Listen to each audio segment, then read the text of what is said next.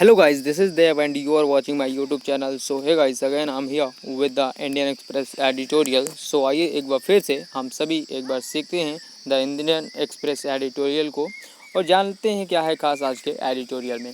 सो आइए समझते हैं। तो जैसा कि आप यहाँ पे देख पा रहे होंगे, सबसे पहले बात करी जा रही है ब्रिक्स की। तो देख लेते हैं। अभी भी आपको पता होगा कि G7 की मीटिंग हुई थी। इसमें सभी देश के जो हेड हैं वो वहाँ पे पहुँचे थे, स्पेशली जो उसमें भाग लिए हुए हैं कंट्री हुए हैं। तो आइए बात करते हैं क्या है यहाँ पे खास। सो यहाँ पे बात करी जा रही है कि बैलेंसिंग ऑन ब्रिक्स, यानी ब्रिक्स पे बैलेंस करने की बात करी जा रही है। वहीं सब टॉपिक की बात करें तो कहा जा रहा है कि it's latest outing navigated tight rough on Ukraine. It is at to live up to its promise of an alternative economy of और ट्रेडिंग ब्लॉक। तो देखिए आइए इसको समझते हैं हम लोग हिंदी वर्जन में।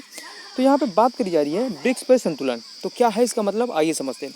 कहा जा रहा है कि इसकी नवीनतम आउटिंग ने यूक्रेन पे कड़ा रुख अपनाया है। एक वैकल्पिक आर्थिक या व्यापारिक ब्लॉक के अपने वादे को पूरा करना भी बाकी है। तो आइए समझते हैं क्या है पूरी न्यूज और जानने की कोशिश करते हैं क्या है खास इस पार्टिकुलर एडिटोरियल में। तो देख लेते हैं। सबसे पहले बात करी जा रही है, आइए समझते हैं इसको। तो यहाँ पे सबसे पहले देख लेते हैं क्या कहा जा रहा है। सो यहाँ पे लिखा हुआ है, बात करी जा रही है। कहा जा रहा है कि the most remarkable thing about the BRICS summit last week was that it's 5 members managed to negotiate their way through the meeting in a way that sent no ripples of surprise through the post-February 24 world.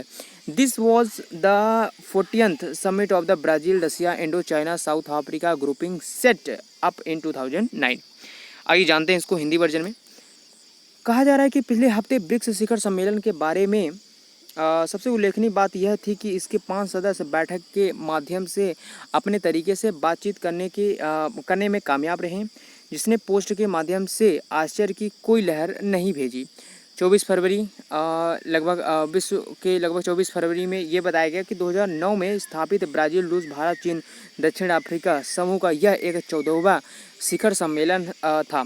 तो यहाँ पे ये समझने वाली बात है, अभी तक ब्रिक्स जब से इस्टेब्लिश हुआ तो तब से लेकर अभी तक इसकी 49th मीटिंग हो चुकी है। तो ये 14वां मीटिंग था। तो क्या क्या स्टेप इसमें लिए गए, आइए उन सारी चीज़ों के बारे में हम लोग डिस्कस करेंगे। तो चलिए देखते हैं। कहा जा रहा है कि it was hosted by China this year, इस साल चाइना के थ्रू इसको होस्ट किया गया। And was its opportunity to showcase multi lateralism, Beijing's big foreign policy slogan, and to hit out once again at a US hegemony. आगे देखें तो कहा जा रहा है कि aside from the member, China had invited 30 nations from across continent, signaling its desire to expand the group. Getting Prime Minister Narendra Modi to attend despite the tension owing to China's military incursion in Ladakh was a bonus. For India, BRICS was always about it a commitment to building non-Western alliance, but this time it was more an international balancing act. Ditto for Brazil, it voted for the UN Security Council resolution deploring the invasion of Ukraine and the General Assembly resolution condemning Russia, but President Jair Bolsonaro went to Moscow on a solidarity trip a week before the invasion and has insisted his country stand for peace. South Africa too has been walking the neutrality tightrope on Ukraine. As for Russia, the summit gave President Vladimir Putin his first, आगे देखते हैं। Okay, so multilateral outing since February 24. The joint statement was able to find common ground on the invasion of Ukraine by asserting the sanctity of sovereignty and the territorial integrity and the need to find a peaceful solution.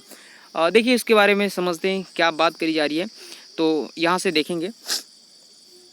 कहा जा रहा है कि इसकी मेज़बानी इस साल चीन ने की थी। यह बहुपक्षवाद, बीजिंग की बड़ी विदेश नीति के नारे और हिट करने का अवसर था।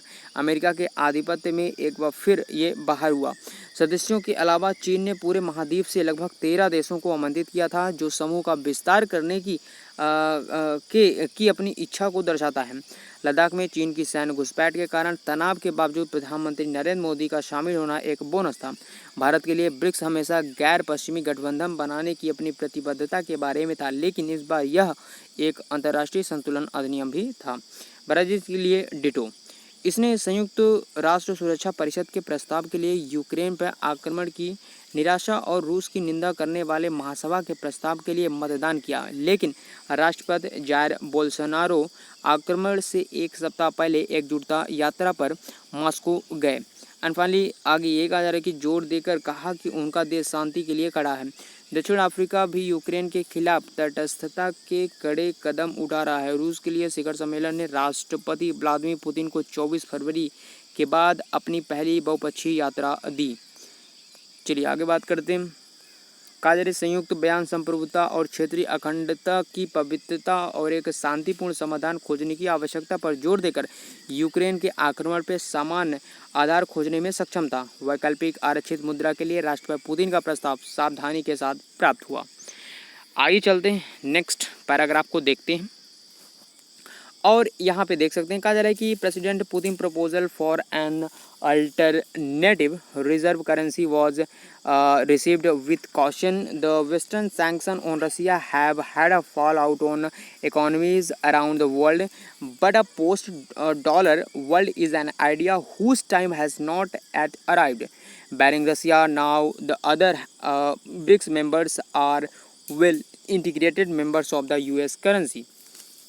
लेड आगे बात करी जाइए digitised global financial market, but in a note to the concept a BRICS think tank network for finance is to be set up to work independently and provide intellectual support as and when tasked for knowledge sharing, exchange of experience and practice cooperation on finance issue amongst BRICS countries, aiming at addressing global challenge and serving the interest of the EMDC. It means emerging market and developing countries. The wording is suitably vague.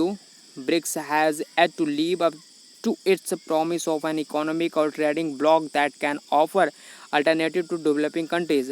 The new development bank or the BRICS bank is yet to catch speed as a multilateral lender of standing. China push to dominate BRICS and Russia's being in economy limbo have set limit on what the grouping can hope to achieve. चलिए आगे देखते हैं यहाँ पे last में क्या चीज़ें बताई गई हैं, समझते हैं। कहा जा रहा है कि रूस पर पश्चिमी प्रतिबंधों का दुनिया भर की अर्थव्यवस्थाओं पर असर पड़ा है, लेकिन डॉलर के बाद की दुनिया एक ऐसा विचार है जिसका समय अभी तक नहीं आया। अब रूस को छोड़कर अन्य ब्रिक्स सदस्य अमेरिकी मुद्रा के नेतृत्व वाले डिजिटल वैश्विक वित्तीय बाजार के एकीकृत सदस्य हैं, लेकिन अवधारणा के लिए वित्त के लिए एक ब्रिक्स थिंक टैंक नेटवर्क स्थापित किया जाना है। आगे कहा जा रहा है कि स्वतंत्र रूप से काम करने और बौद्धिक सहायता प्रदान करने के लिए जब भी काम किया जाता है, ज्ञान साझा करने, अनुभवों और प्रथाओं के आदान प्रदान और वित्त मुद्दों पर सहयोग के लिए वैश्विक चुनौतियों का समाधान करने और साथ ही साथ उभरते बाजार और विकसित देश के लिए हितों की सेवा करने के उद्देश्य से ब्रिक्स देशों के बीच ये एक अच्छी स्ट्रैटेजी रही है। आगे कहा जा रहा है कि शब्दांकन उपयुक्त रूप से अस्पष्ट है। ब्रिक्स ने अभी तक एक आर्थिक और व्यापारिक ब्लॉक के अपने वादे को पूरा नहीं किया है जो विकासशील देश को विकल्प दे सकता है।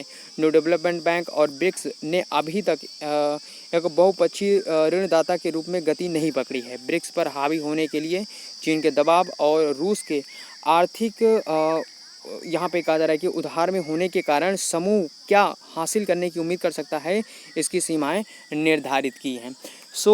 ये था आज के एडिटोरियल में।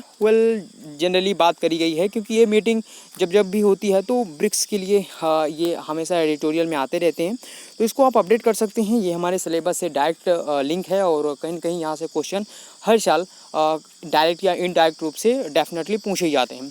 तो इसमें जो भी डाटा पुट किए गए हैं, जो भी यहाँ पे बताए गए हैं, उसको आप अलग से मेंशन करके रिवीजन करते रहें एंड सारी चीज़ें धीरे धीरे ये आपको समझ में आती जाएंगी। तो चलिए फिर वीडियो को यहीं पे एंड करेंगे एंड आई होप कि आपको चीज़ें समझ में आ चुकी होंगी। तो चलिए वीडियो को यहीं पे एंड करते हैं, मिलते हैं नेक्स्ट वीडियो में। So till then take care and see you. जय हिंद।